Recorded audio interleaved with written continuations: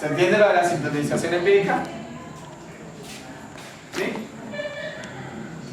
Entonces, no. Y así, cuando son sistemas que tienen exceso de polos 1 o 2, son sistemas que se van a comportar, los voy a aproximar como si fuesen sistemas de primero o de segundo orden. Entonces lo que voy a hacer es al lazo abierto, curva de oscilación, curva de reacción, y a partir de eso también hay unos métodos de sintonización empírica que les presentaron en el laboratorio. ¿Se acuerdan? ¿Sí? ¿Se recuerdan? Sí, sí. Bueno. Bien. Entonces, fíjense que a la final a nosotros nos dan, o sea, independiente del sistema, nosotros típicamente lo que tenemos es que nos dan un proceso, ¿cierto? Normalmente no es que digan esta es la planta, este es el actuador, este es el sensor, sino que normalmente está todo integrado, ¿cierto? Por ejemplo, el proyecto del robot de ustedes, del vehículo submarino, pues se van a dar cuenta que ya está todo integrado, ¿cierto? El actuador, la planta y el sensor, ¿cierto? Entonces ustedes lo que obtienen es una función de transferencia de lazo abierto, de todo el lazo abierto, ¿cierto? Entonces normalmente yo conozco la dinámica del proceso que voy a controlar, que es todo esto, ¿cierto? Y lo que a mí me dicen es, bueno, a partir de esa dinámica lo que yo quiero es controlar la variable CDT a partir de una acción de control U, ¿cierto? Entonces dicen cómo debe ser el controlador, ¿cierto? ¿Qué estructura debe tener el controlador? Normalmente lo que me dicen es qué tipo de entradas yo tengo o qué tipo de referencia. Fíjense que cuando yo hablo de una entrada de escalón, simplemente lo que estoy diciendo es que en algún momento yo tengo controlada la variable en una condición de estado estable, ¿cierto? E inmediatamente le digo pasa a este otro estado, ¿cierto? Por ejemplo, aquí cuando estoy controlando temperatura, cuando yo controlo temperatura, yo llego y en este momento puede estar el aire, que aquí no hay aire, pero supongamos que hay aire, que esté en 20 grados, y alguien dice no, 20 grados es muy alto, bajémoslo a 12, ¿cierto? Inmediatamente el cambio lo provoco inmediato, ¿cierto? La referencia la provoco inmediato, hay un cambio de tipo escalón. Sin embargo, el sistema no va a llegar inmediatamente y nosotros vamos a experimentar un cambio de los 8 grados que se quede, ¿cierto? Sino que va a haber un estado transitorio hasta que se establece los 12 grados, ¿cierto? Entonces, por la naturaleza de los sistemas, lo ideal es que la salida también sea así, ¿cierto? Lo ideal, ¿cierto? Si la salida fuera igual a la entrada, entonces todo este lazo cerrado sería igual a 1, ¿cierto? Pero eso no se puede lograr porque estos procesos tienen una dinámica. Entonces lo que normalmente se dice es, no, pues que no sea así, pero que cuando le provoque un cambio de escalón, transitoriamente él se desempeña así y se establece en el valor final, ¿cierto? Entonces, la forma en como yo quiero este transitorio es lo que se conoce como las especificaciones de diseño. Especificaciones de diseño, ¿de acuerdo? Entonces, a nosotros lo que nos dan son unas especificaciones de diseño. ¿Quién las da? El dueño del proceso, quien quiere que se le controle esa variable, ¿cierto? Por ejemplo, si es temperatura, pues es el que quiera lo que quieran hacer con esa temperatura, ¿cierto? No es lo mismo controlar temperatura para incubar huevos que controlar temperatura para una habitación de personas o de objetos o de almacenamiento de datos o cualquier otro, ¿cierto? Entonces, quien determina estas especificaciones de diseño es el dueño del proceso, ¿cierto? Y esas especificaciones son de dos tipos, son transitorias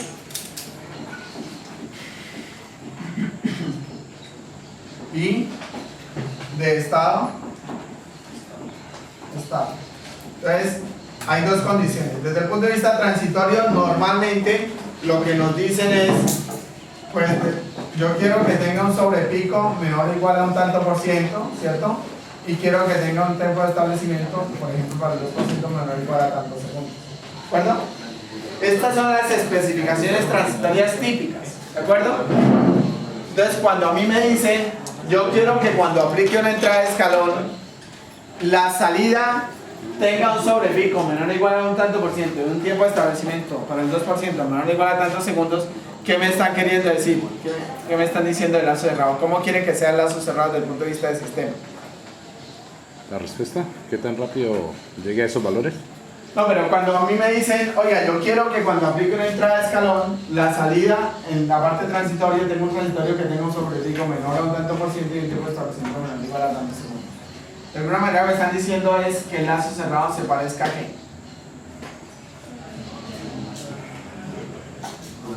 ¿Dónde voy a encontrar estas condiciones? ¿En qué tipo de sistemas? Sistemas de segundo orden subamortiguado. Entonces, cuando ahí me dan estas condiciones, lo que de alguna manera me están diciendo es: oiga, quiero que cuando cierre el lazo cerrado se parezca a un sistema de segundo orden subamortiguado, ¿cierto? Y para que parezca un sistema de segundo orden subamortiguado, desde el punto de vista del plano S, debe tener ¿qué? Un sistema de segundo orden subamortiguado. Dos polos imaginarios en el plano izquierdo. Dos raíces. Dos raíces. Reales. ¿Cómo? Un sistema subamortiguado tiene polos reales. Va a tocar evaluar la primera parte. Reales no, eso es crítico. Reales son críticos. Su amortiguado tiene dos polos imaginarios en el plano izquierdo. ¿Imaginarios? Real y complejos. Complejos conjugados. No es lo mismo imaginarios que complejos conjugados. Dos polos imaginarios están sobre el eje imaginario. Dos polos complejos tienen parte real y parte imaginaria, ¿no? Entonces, un sistema de segundo orden, cuando a mí me están diciendo, yo quiero que las condiciones transitorias sean estas y me dan sobre mi tiempo de establecimiento, lo que me están diciendo es: quiero que ese lazo cerrado se parezca a un sistema de segundo orden subamortiguado, o lo que es lo mismo, quiero que tenga un par de polos de lazos cerrados complejos conjugados, ubicados en un cierto valor, ¿cierto? ¿Cuál valor sería? Bueno, y desde el punto de vista de estado estable, a mí normalmente lo que me dan es este. O sea, en el estado estable, pues si yo le aplico una entrada de escalón de valor unitario, lo que quiero es que esta se establezca ¿dónde? En el estado estable, ¿cierto? En 1, ¿cierto? Si se establece en 1 el error en estado estacionario, aquí tengo el error de ¿cuánto valdrá el error? 0. 0, en el infinito, ¿cierto? Entonces, normalmente las certificaciones están asociadas con el error en estado estacionario para un tipo de entrada, ¿de acuerdo? ¿A cuánto va a valer el error en estado estacionario para un tipo de entrada? Por ejemplo, para el control de posición, ¿cierto? En el motor de DS. Si quiero que el error en estado estacionario sea 0 para una entrada de escalón, ¿qué tipo de controlador utilizaríamos? ¿Cómo? ¿PEI? ¿Quiénes están de acuerdo en que sea un PEI? Para controlar la posición en el motor DS, Un PD. para controlar la posición, si yo quiero que el error en estado estacionario sea 0 ante una entrada tipo escalón, ¿qué tipo de controlador utilizaría? ¿PEI? ¿No de acuerdo, no?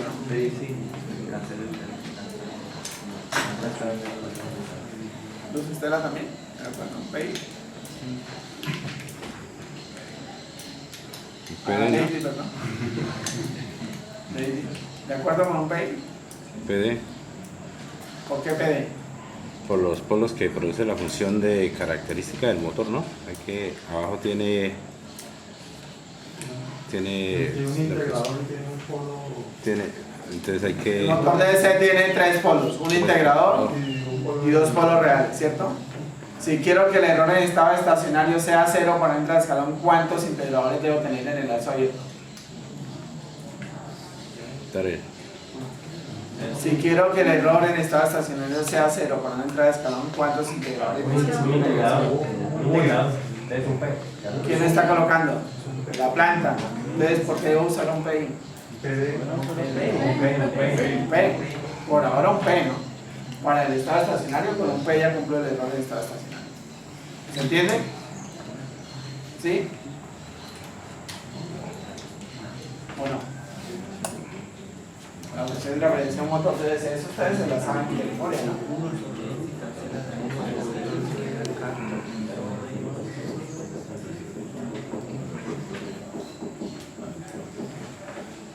Ya tiene un integrador para la posición. ¿Sí? Si tiene un integrador no necesito otro, entonces con un proporcional ya lo pongo. Entonces, fíjense que la especificación de estado estable normalmente me va a dar una característica de cómo yo quiero que sea el controlador, del tipo de controlador, ¿de acuerdo? Entonces aquí, si quiero un error constante, ya cumplo que es 0, ¿cierto? Si quiero un error 0, ya lo puedo conseguir, entonces pues, es un PD, ¿cierto? El PD, ojo que el PD tiene una acción proporcional, una acción derivativa, ¿cierto? Vamos a entender las 3 acciones de control. El proporcional lo que hace es compensar de alguna manera ganancia, y lo que hace es aplicar un valor proporcional al error en la ley de control, ¿cierto? digamos que compensa tanto el estado transitorio como el estado estable, ¿cierto? ¿El derivativo qué hace? ¿La acción derivativa qué hace? ¿Cómo? No. Le da velocidad a la respuesta.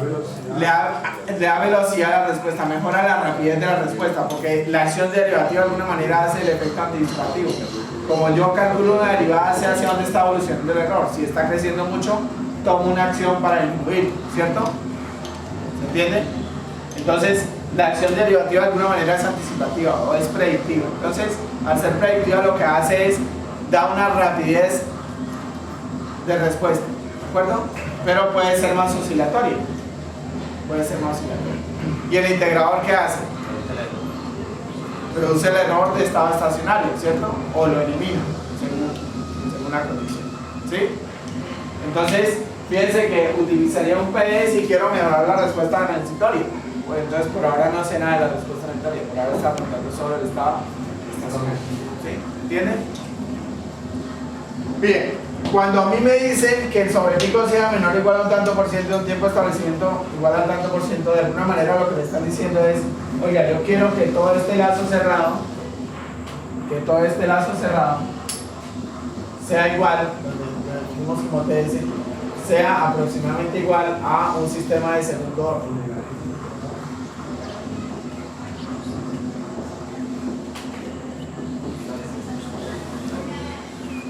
¿Sí? Esto es lo que me están diciendo. Yo quiero que sea como ese sistema, ¿cierto? Entonces, si quiero que sea como ese sistema, desde el punto de vista del plano S, lo que me están diciendo es, yo quiero que existan un par de polos completos conjugados ubicados en este punto. Entonces, este va a ser mi punto de diseño. De este punto de diseño, la parte real va a ser igual a menos zeta por omega n y la parte imaginaria va a ser igual a omega n. ¿Estamos de acuerdo? Entonces, lo que quiero es que exista un polo de lazo cerrado ubicado acá, ¿cierto? Este es mi punto de diseño. Cuando me dicen quiero que el tiempo de establecimiento sea tanto y el sobrepico sea tanto. ¿Estamos de acuerdo? ¿Sí o no? Bueno. Entonces, al final lo que quiero es que el lazo cerrado se parezca a este sistema. Fíjense que, ¿cuánto es la ganancia de este sistema? 1, ¿cierto? ¿Qué es lo que quiero? Que la ganancia de sea 1 para que la salida siga la entrada en estado estable, ¿cierto? Eso es lo que sí yo uso, que el lazo cerrado tenga esa forma, que no tenga ganancia. ¿De acuerdo? Bien, entonces, cuando a mí me dan estas especificaciones, nosotros sabemos por definición que el sobrepico es igual a E a la menos zeta por pi sobre raíz de 1 menos zeta cuadrada, ¿cierto? Entonces nosotros sabemos que el sobrepico solo depende de zeta, ¿cierto? Del factor de amortiguamiento. Entonces, si me dan el sobrepico, pues puedo despejar el factor de amortiguamiento, ¿cierto? Nosotros también sabemos por definición que el tiempo de establecimiento es igual a los 4 octavos, ¿no? Entonces, si me dan el tiempo de establecimiento del 2%, pues de aquí puedo despejar zeta omega n, ¿cierto? Si despejo zeta omega n, puedo encontrar omega n y entonces puedo saber dónde quedan ubicados los polos de diseño. ¿Se entiende hasta ahí? Repito, desde el punto de vista de diseño, a mí lo que me dicen es, creo que me dan son unas especificaciones de diseño. Unas transitorias y unas de estado estable. Las de estado estable están asociadas con el error ante un tipo de entrada y eso me va a definir la característica del controlador, el tipo de controlador. Y las transitorias lo que me van a decir es dónde quiero que queden ubicados los polos de lazo cerrados dominantes. Yo con esta palabra dominantes. ¿Por qué? Porque fíjense que si este sistema es de orden 7, el lazo cerrado será de ¿qué orden? 7. Entonces el lazo cerrado no va a ser de segundo orden, ¿cierto? Sino va a ser de orden 7. Pero lo que me están diciendo es, oiga, yo quiero que se parezca a un sistema de segundo orden subamotivado. ¿Cómo hacemos para que un sistema de orden 7 se parezca a un sistema de segundo orden subamotivado? Se miran los dos polos dominantes. Entonces es dejar estos par de polos completos conjugados dominantes, ¿cierto? Y los demás polos que me quedan, ubicarlos lo suficientemente lejos de él, ¿cierto? Entonces, por ejemplo, ubicarlos a unas 5 veces la parte real, ¿cierto? a la n menos 2. O sea, los demás polos, ubicarlos lo suficientemente lejos de la parte real, ¿cierto? Los puedo ubicar todos en un mismo sitio real, o donde quieran, pero que queden lejos. ¿Se entiende? Entonces, no es que yo haga y empiece a cancelar polos para que me quede orden 2, ¿de acuerdo? Lo que hago es diseñar el sistema para que se parezca a un sistema de segundo orden, es decir, coloco un par de polos complejos conjugados en lazos cerrados dominantes y los demás polos de lazos cerrados lo suficientemente alejados con la medida que pueda para que no tengan no interfieran en el segundo orden, para que sea dominante el segundo orden, ¿de acuerdo? Si los cancelo no. ¿Cómo? Si los cancelo no, sí. Sí sirve, pero es aumentar, empezar a cancelar es aumentar la estructura del controlador, es aumentar la complejidad del controlador. Entonces a veces no tiene sentido cancelar, más bien todo te mando lo de movilidad. Sí se puede, pero es aumentar la complejidad del controlador. Mire que cancelar polos necesita ceros del controlador, cancelar ceros es cancelar, agregar polos en el controlador.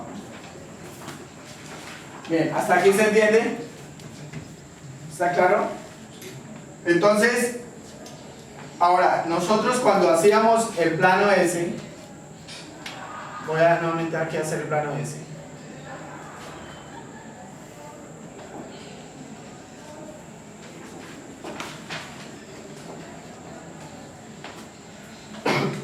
Aquí está menos zeta por omega n, ¿cierto? Mire que normalmente las especificaciones son que el sobrepico sea menor o igual y que el tiempo de establecimiento sea menor o igual, ¿cierto? Entonces miremos la línea, miremos zeta omega n. Si mi punto de diseño está acá, ¿cierto? Si yo me muevo sobre esta línea recta, ¿qué estoy asegurando? O sea, si el polo ya no está acá, sino que el polo lo ubico acá o acá o acá o acá, ¿qué es lo que se mantiene igual? Mire, si el polo ya no queda acá, sino por ejemplo acá o acá, ¿qué es lo que está manteniendo constante? Zeta por omega n, ¿cierto? Y si zeta por omega n se mantiene constante, el tiempo de establecimiento será constante. Significa que si me muevo sobre cualquier punto de esta línea, si muevo el polo sobre cualquier punto de esta línea, aseguro que el tiempo de establecimiento es igual al especificado, ¿cierto? Pero zeta no va variando. No, por ahora digo que mantengo zeta por omega n constante. Bueno, por ahora no digamos eso. Por ahora digamos que zeta por omega n es constante, ¿cierto? Si zeta por omega n es constante, me estoy moviendo sobre esta línea, ¿de acuerdo? Si me muevo sobre esta línea, entonces lo que aseguro es que el tiempo de establecimiento va a ser el mismo, el especificado, ¿cierto? Ahora, ¿qué pasa si estoy por ejemplo en un punto aquí? Si ahora el polo no lo dejo acá, sino lo dejo acá, ¿qué puedo asegurar ahí? El tiempo de establecimiento será mayor o menor al especificado. Mira, aquí zeta omega n es mayor que el especificado en este punto. ¿Mayor o menor? Si estoy acá, zeta por omega n es mayor o menor. Menor que eso. Zeta por omega n es mayor o menor. Zeta por omega n. ¿Es mayor o menor? El valor absoluto. Sí, porque yo estoy preguntando menor zeta por omega n, estoy preguntando zeta por omega n. Zeta por omega n es mayor, ¿cierto? Zeta acá es mayor. ¿Sí o no? Zeta por omega n, no menos zeta por omega n, zeta por omega n. Es mayor. Si es mayor, entonces el tiempo de establecimiento aquí será menor o mayor. Menor. Entonces cualquier punto de aquí para la izquierda, ¿qué puedo asegurar? Si ubico estos polos, no acá, sino por acá, ¿qué estoy asegurando? El diseño. Menor tiempo de establecimiento. Que el tiempo de establecimiento es menor al especificado, ¿cierto? Si estoy sobre la línea es igual, ¿se entiende? Si estoy en este lado, ¿qué puedo asegurar? Que el tiempo de establecimiento es mayor al especificado. Siempre quiero que sea menor o igual, o sea, entre menos dure el transitorio, mejor, ¿de acuerdo? Ahora, miremos la otra parte. Aquí tengo omega n raíz de 1 menos zeta cuadrada, ¿cierto?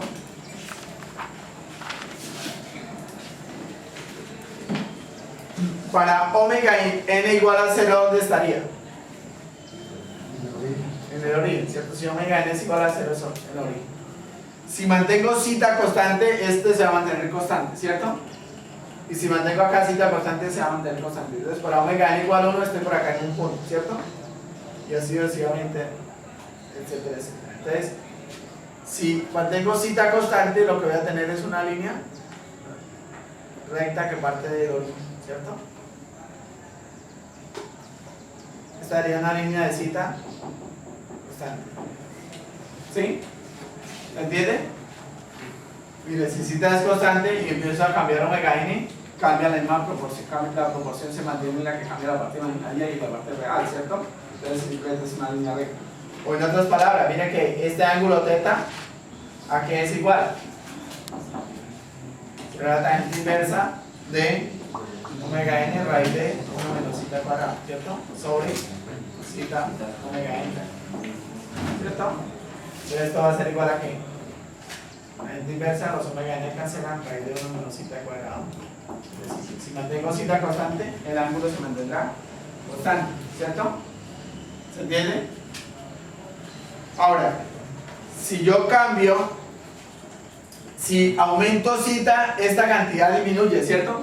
La proporción del eje imaginario disminuye. ¿Sí estamos de acuerdo? Se aumenta cita porque es 1 menos cita cuadrada. Y esta aumenta, la proporción de la parte real aumenta. Entonces simplemente lo que hace es que el ángulo disminuye, ¿cierto? La proporción de la parte real aumenta y la de la imaginaria disminuye. Entonces, si estoy en un punto acá, ¿el cita es mayor o menor al especificado? Por debajo es mayor. Si me muevo sobre cualquier punto voy a tener el mismo cita, ¿cierto? Entonces puedo asegurar que el sobrepico es igual al especificado, ¿cierto? Si estoy en ese punto, ¿qué puedo asegurar? ¿Que el cita es mayor o menor? Mayor. ¿Menor? Mayor. De acuerdo a esta observación, mire que es la tangente inversa, ¿no? Si cita es mayor, esta cantidad es menor y esta cantidad es mayor, ¿cierto? Entonces todo esto disminuye. Si disminuye el ángulo, disminuye. Entonces me muevo acá, ¿sí o no? Entonces en ese caso, si estoy en ese punto, ¿cita es mayor o menor?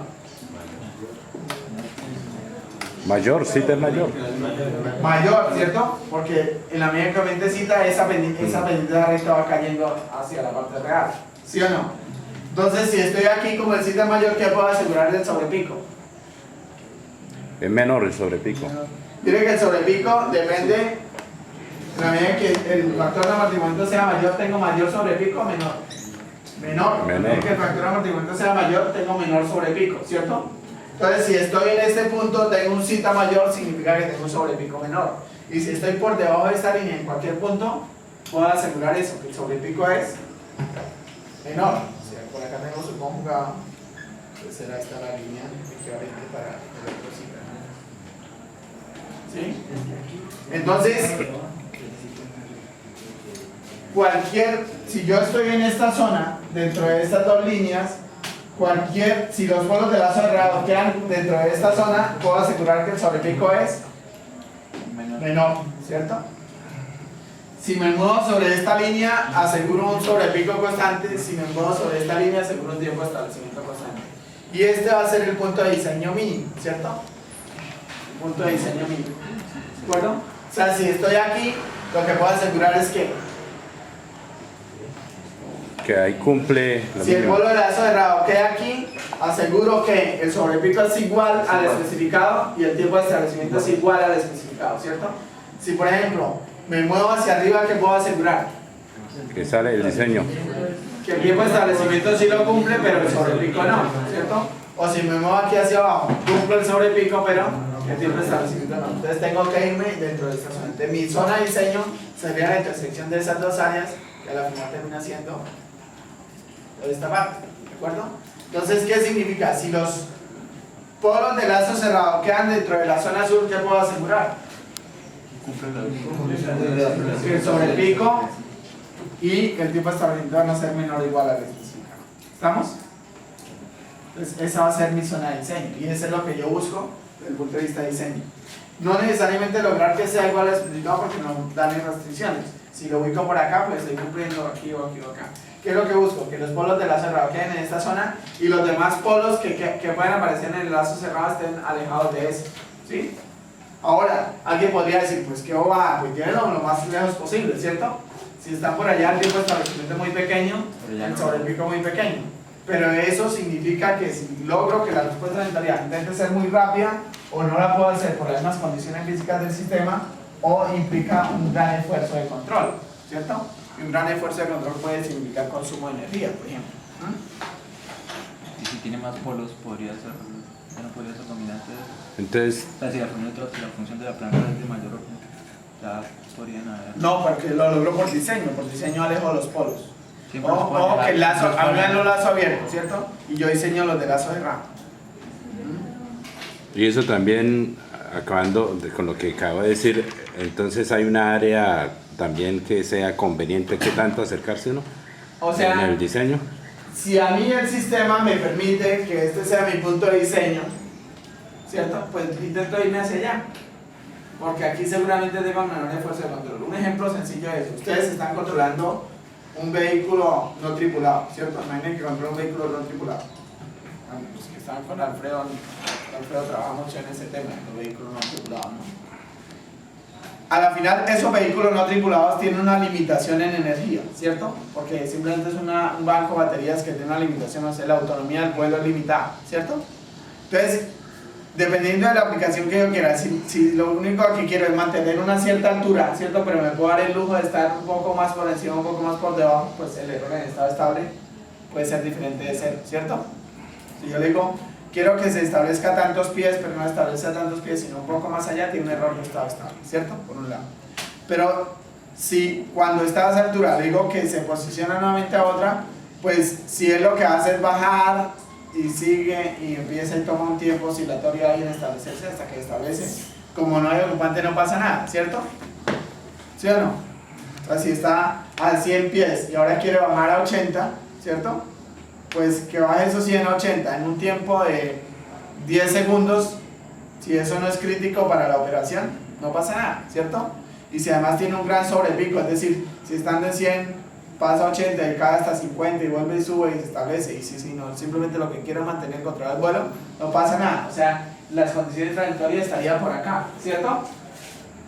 ¿Sí entiende? Sí. Eso, desde el punto de vista del consumo de energía, el consumo va a ser poco, ¿cierto? Porque de alguna manera lo que hago es como si yo estuviera dejando que la respuesta dinámica del sistema sea la que opere, y ahí intento como compensar de alguna manera esa respuesta dinámica y colocarla, ¿cierto? Ahora, yo podría diseñarlo para cuando le diga, estando en 100, vaya a 80, vaya inmediatamente y se posicione, ¿cierto? Haga esto. En la primera era, hacía esto, hacía lento, bajaba, subía, venía, ¿cierto? Hasta que establecía. Y en el otro puedo hacer es esto y que baje, ¿cierto? Para que haga esto, seguramente debo tener a tope los motores, ¿cierto? Para que compense de alguna manera eso. Entonces, ¿cuál de los dos consume más energía? La segunda condición, ¿cierto? El esfuerzo de control en ese caso está siendo muy alto y seguramente en la segunda condición tengo un tiempo de establecimiento muy pequeño por acá, ¿cierto? Y tengo 0 sobrepico. ¿Sí lo ven? Mire que el desempeño dinámico es mejor en el segundo, ¿cierto? Pero también debo tener en cuenta el esfuerzo de control. ¿Sí? Porque en ese caso, como tengo limitación de energía, en el segundo caso, a pesar de que posicione, en 10 minutos ya me toca bajar el avión, ¿no? En el otro caso, a pesar de que aunque no sea tan buena, pues me va a durar más la batería. ¿Se entiende? Entonces, el control en lazo cerrado, las especificaciones de diseño dependen mucho de lo que yo quiero. O sea, si yo puedo ir de aquí a pie, después en bicicleta, ¿para qué voy en avión? Si me sale más caro. Tendría que ir hasta el aeropuerto Balonero, llegar hasta el de Barranca, venirme en bus para después llegar a pie, cuesta, ¿no? Más o menos. O en San Gil, al aeropuerto de San Gil. Ahora sí es muy grande el avión, pues debe tocar ir hasta Bogotá. Entonces, fíjense que depende mucho de lo que yo quiera hacer, no necesariamente es que esté por acá, ¿cierto? Sino que si lo permite, si el dueño del proceso me dice que son estas condiciones, pues le intento cumplir esto, ¿cierto?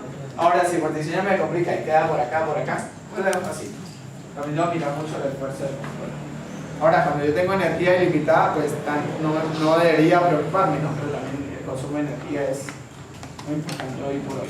Pero el diseño también es más complicado, ¿no? Más fuerte, para hacerlo operar tan exacto.